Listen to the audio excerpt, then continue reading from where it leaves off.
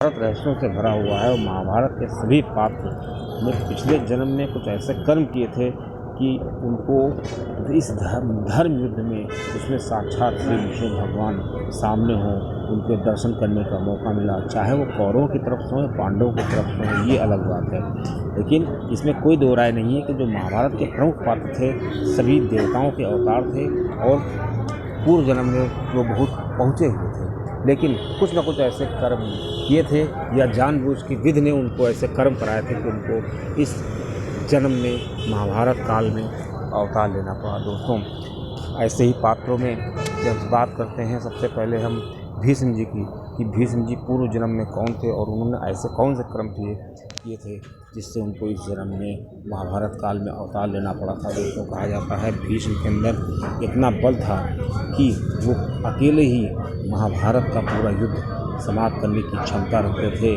और दोस्तों, वो क्या थे वो खुद नहीं जानते थे, क्योंकि उनको कभी भी पूरा अपनी शक्ति दिखाने का मौका ही नहीं मिला। लेकिन दोस्तों, फिर भी आपको इस रोचक जानकारी से मैं अवगत कराता हूँ। आपको जानकारी अच्छी लगे तो चैनल को सब्सक्राइब करिए। मेजर टिप्स एकदम चैनल में आपका स्वागत है। दोस्तों, भीष्म जी जो हैं गंगा माता के पुत्र थे और उनके पिता का नाम श्री शांतनु था।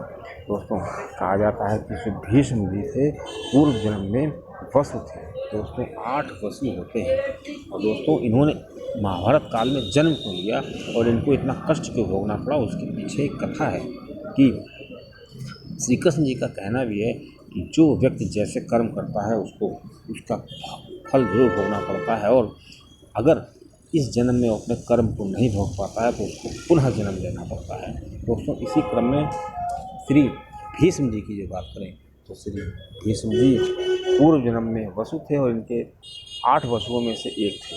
अब दोस्तों, एक बार श्री भीष्म जी कहीं जा रहे थे, वहीं पे रास्ते में उनको एक गाय दिखी आश्रम में। वो वशिष्ठ जी का आश्रम था और इनकी जो पत्नी थी स्वयंप्रभा, उनको वो गाय बहुत पसंद आई और उन्होंने श्री भीष्म जी से मतलब पूर्व जन्म जो वसु से कहा कि मुझे ये गाय चाहिए किसी भी हालत में।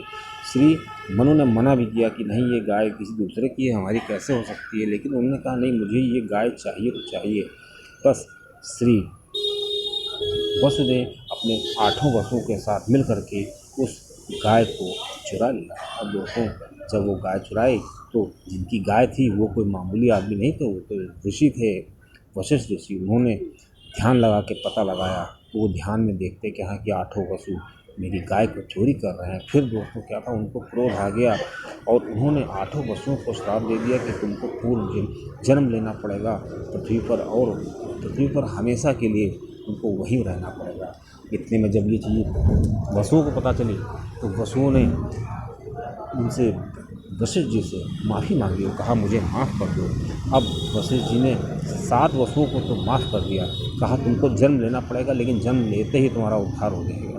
लेकिन 8वां वसु जो था वो श्री भीष्म जी थे, और क्योंकि भीष्म जी ने ही ये कृत किया था गाय चोरी का, इसलिए उनको श्राप दिया कि आपको इसी धरती पर रहना पड़ेगा चिरकाल तक। दोस्तों, इसी प्रकार जो भीष्म जी थे उनको चिरकाल तक यहाँ रहना पड़ा। दोस्तों, इसी प्रकार जो अगला जो पात्र है धृतराष्ट्र जो है महाभारत के प्रमुख पात्रों में थे, कार्यवाहक राजा के रूप में थे। इनके पहले राजा जो थे वो पांडु जी थे, लेकिन पांडु जी की जब मृत्यु हो गई तो इनको कार्यवाहक राजा बनाया गया। दोस्तों, बता दें कि ये जन्म से ही अंधे थे और इनको अपने 100 पुत्रों का मरा हुआ समाचार मिला और उन्होंने उसका दुख भोगा। दोस्तों, इस दुख का क्या कारण था और ये पूर्व जन्म में ऐसा कौन सा कृत्य किया था कि इनको ऐसा करना पड़ा। दोस्तों, धृतराष्ट्र जो थे पूर्व जन्म में एक निरंकुश शासक थे। एक बार इनके शासन में एक ब्राह्मण होते हैं, उनको तीर्थ यात्रा करने जाना होता है, लेकिन उनके पास एक सुंदर हंस होते हैं, हंस का जोड़ा। तो वो सोचते हैं कि अपना हंस का जोड़ा हम कहाँ पे इसको रखें, किसके पास दें कि इसको कोई दिक्कत ना हो और हम जो है तीर्थ यात्रा करने चले जाएं। दोस्तों, फिर क्या किया, उन्होंने सोचा कि यहाँ के राजा को हम दे देते हैं, क्योंकि राजा प्रजा का सेवक होता है, और उसको उन्होंने अपना हंस दे दिया। तो राजा ने कहा ठीक है, उसको अपने महल के जलाशय में रख दिया। अब दोस्तों, एक बार धृतराष्ट्र जो पूर्व जन्म में निरंकुश शासक थे टहल रहे थे, उन्होंने देखा कि वो जो हंस था उसकी आंखें उनको बहुत खूबसूरत लगी। तो उन्होंने सोचा क्यों ना इस हंस की आंखें फोड़ करके इसको इसको अपने महल में सजाया जाए। फिर उन्होंने अपने सैनिकों को आदेश दिया कि जाओ इस हंस की आंखें फोड़ के लाओ। अब तुरंत उनके सैनिक गए और हंस की आंखें फोड़ के लाए, महल में सजा दी। अब दोस्तों इस प्रकार जो धृतराष्ट्र थे उनको लगा कि हंसों के जो बच्चे हो रहे थे 100 बच्चे हुए लगभग धीरे धीरे, पर जितने बच्चे होते थे तो धृतराष्ट्र को लगा कि मैंने कभी हंसों का मांस नहीं खाया है, अब हंसों का मांस खाने की इच्छा है। तुरंत उन्होंने एक एक करके 100 बच्चों का मांस खाया। दोस्तों यही जो 100 बच्चे थे द्वापर में, यही बच्चे इनके पुत्र के रूप में थे, धृतराष्ट्र, दुर्योधन वगैरह। और इनकी मृत्यु का जब समाचार इनको मिला तो उनको उतना ही दुख हुआ था जितना दुख उस हंस को हुआ था। और जब वो ब्राह्मण लौट के आया तीर्थ यात्रा करके, तो जब उन निरंकुश शासक से अपने हंस और हंसनी मांगी तो इन्होंने कहा कि उसकी बीमारी हो गई थी और वो मर गए, उनकी मृत्यु हो गई। दोस्तों इसी प्रकार द्रौपदी के बारे में बताते हैं कि द्रौपदी थी पूर्व जन्म में एक ऋषि की, मांडुक ऋषि की पत्नी थी। और दोस्तों वो जो ऋषि, मुग्धल ऋषि, उनकी मृत्यु जल्दी हो गई। अब इनको पति की इच्छा हुई तो उन्होंने श्री शिव जी की घोर तपस्या की। जब श्री शिव जी प्रसन्न हुए, इनके सामने प्रकट हुए, तो उन्होंने श्री शिव जी से कहा मुझे पति चाहिए, 5 बार कहा पति चाहिए। और इन्होंने ऐसा पति मांगा, कहा कि मेरा पति जो है बहुत ही ज्ञानी हो, दूसरा वो बहुत बड़ा धनुर्धर हो, और तीसरा वो बहुत ही बलशाली हो, चौथा मेरा पति बहुत अच्छा चिकित्सक हो और भविष्य का ज्ञाता हो। दोस्तों श्री शिव जी ने कहा ये 5 गुण एक व्यक्ति में नहीं हो सकते हैं, क्योंकि तुमने 5 बार कहा है पति पति, तो तुम्हारे इन 5 गुणों वाले 5 अलग अलग पति होंगे। दोस्तों इस प्रकार जो युधिष्ठिर, भीम, अर्जुन, नकुल, सहदेव इनके पति। अब दोस्तों बात करते हैं अगले महाभारत के प्रमुख पात्रों की। तो अगला पात्र था शिशुपाल।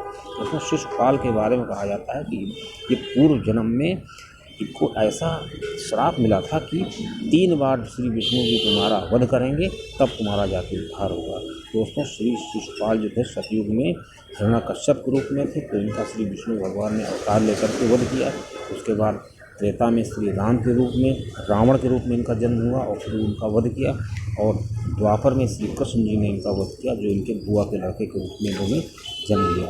इस प्रकार जब 3 बार श्री विष्णु जी ने इनका वध किया तब जाकर के इनको मुक्ति मिली। और दोस्तों जब श्री कृष्ण जी से कोई कहता था कि इसको क्यों नहीं मार देते हैं एक ही बार में, तो वो कहता था, श्री कृष्ण जी ने कहा कि ये इसके बहाने सारे जो अधर्मी लोग हैं ये सेना के रूप में आ जाते हैं, मैं उनको वध कर देता हूँ। दोस्तों अगला जो पात्र है, प्रमुख पात्र अर्जुन और कर्ण के रूप में। दोस्तों कहा जाता है अर्जुन और कर्ण ये दोनों जो थे नर और नारायण के रूप में थे। दोस्तों इसीलिए इनकी जुगल जोड़ी थी, इनकी बहुत नित्य थी। और इन्होंने अपने इस अवतार में जो लिया तो वो उसी पूर्व जन्म का इनका श्राप था। दोस्तों इस प्रकार जो अगला पात्र हमने लिया है वो कर्ण है। दोस्तों कर्ण की जो पूर्व जन्म की कहानी है वो बहुत ही रहस्यमय है। दोस्तों कर्ण जो थे एक असुर के राजा के रूप में होते हैं, और जो सूर्य देव की बहुत तगड़ी तपस्या करते हैं और उनसे वर मांगते हैं कि हाँ। और एक कहा जाता है कि 100 कवच कुंडल की भी कहानी इनसे जुड़ी हुई है।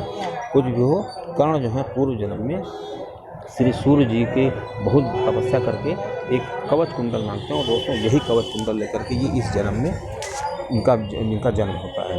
दोस्तों उसके बाद जो हमने पात्र लिया है वो अभिमन्यु के रूप में लिया है। अभिमन्यु दोस्तों जो अभिमन्यु थे वो चंद्रमा के पुत्र थे। दोस्तों जब श्री कृष्ण जी ने अवतार लिया तो सभी देवताओं से कहा कि तुमको किसी न किसी रूप में पृथ्वी पर जन्म लेना होगा, और या को भेजना होगा जो श्री कृष्ण जी की मदद कर सकें। दोस्तों सभी देवता तो किसी न किसी रूप में जन्म उन्होंने ले लिया या अपने पुत्रों को भेज दिया, लेकिन चंद्रमा नहीं राजी हुए। तो जब चंद्रमा से बहुत आग्रह किया देवताओं ने, चंद्रमा ने एक शर्त पर अपने पुत्र को भेजा और कहा कि ये मेरा पुत्र केवल 16 या 17 वर्ष तक ही पृथ्वी पर रहेगा। दोस्तों इसीलिए जो अभिमन्यु थे उनकी उम्र केवल 16 या 17 वर्ष ही थी। श्री कृष्ण जी अच्छी तरीके से जानते थे कि इसको केवल 16 वर्ष तक ही रहना है, इसीलिए श्री कृष्ण चाहते तो अभिमन्यु को बचा सकते थे, लेकिन अभिमन्यु को उन्होंने नहीं बचाया। और दोस्तों इसके बारे में और भी एक कहानी है कि श्री कृष्ण जी एक बार रूठ गए थे उनके पुत्र से, भीम के पुत्र से, और उसको डांट दिया था। और जब डांटा उन्होंने तो उसको गुस्सा आया और उसने सोचा कि हम जाके श्री कृष्ण जी की शिकायत करेंगे सुभद्रा से। और वो श्री कृष्ण जी की शिकायत करने के लिए सुभद्रा जी के पास गए। अब जब वो सुभद्रा जी के पास गए तो सुभद्रा जी जो है वहाँ आई तो उन्होंने क्या देखा कि एक डिब्बा रखा हुआ है दोस्तों। और दोस्तों एक चीज़ बता दें, जो अभिमन्यु थे उनका पूर्व जन्म एक बार हो चुका था और कालयवन के रूप में इसका जन्म हुआ था और श्री कृष्ण जी ने इनको मार दिया था। और श्री कृष्ण जी को मालूम था कि इसका फिर से जन्म होगा। श्री कृष्ण जी ने उसकी आत्मा को एक डिब्बे में, कपड़े में बांध करके डिब्बे में रख दिया था। और दोस्तों जैसे ही सुभद्रा जी जब वहाँ गईं और उन्होंने उस डिब्बे को जिज्ञासावश खोला, तो जैसे ही खोला तो वो जो आत्मा थी वो सुभद्रा के पेट में आ गई और सुभद्रा जी से अभिमन्यु का जन्म हुआ था दोस्तों। इस प्रकार जो अभिमन्यु जी थे उन्होंने दोबारा जन्म लिया। और अभिमन्यु जी से जुड़ी हुई जो कहानी है चंद्रमा के पुत्र के रूप में, ये भी हमको शास्त्रों से जानकारी इसकी प्राप्त होती है दोस्तों। इस प्रकार महाभारत के जितने भी पात्र थे, जो प्रमुख पात्र थे, वो किसी न किसी रूप में ईश्वर के अंश अवतार थे दोस्तों। ऐसी रोचक जानकारी के लिए आप